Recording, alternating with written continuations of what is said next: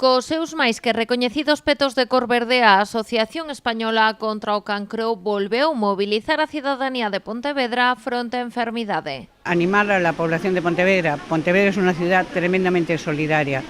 El cáncer, por desgracia, lo va a padecer 1 de cada 2 hombres y 1 de cada 3 mujeres, con lo cual pues a todos nos va a afectar en algún sentido.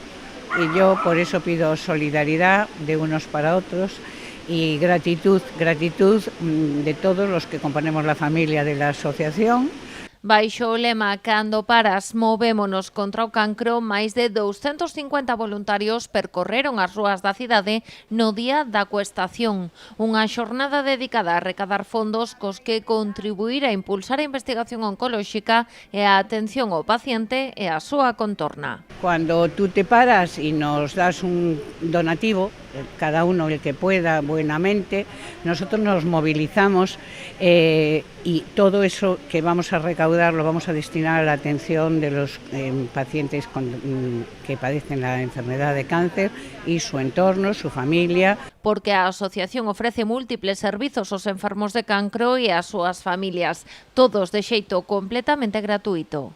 A mí me gusta explicar a la gente que la transparencia total y absoluta con la que la Asociación Española de todos, yo digo de todos y perdonad que lo repita porque es verdad, de todos contra el cáncer, está completamente auditada.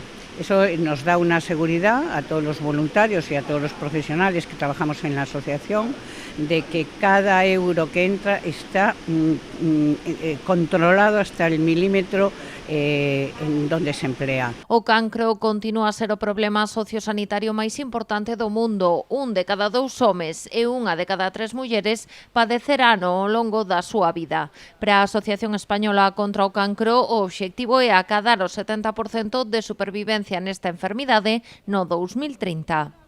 Somos la primera entidad privada en aportación económica para la investigación. Destinamos 157 millones de euros en 792 ayudas que hemos concedido este año, en donde están implicados 3.000 investigadores e investigadoras.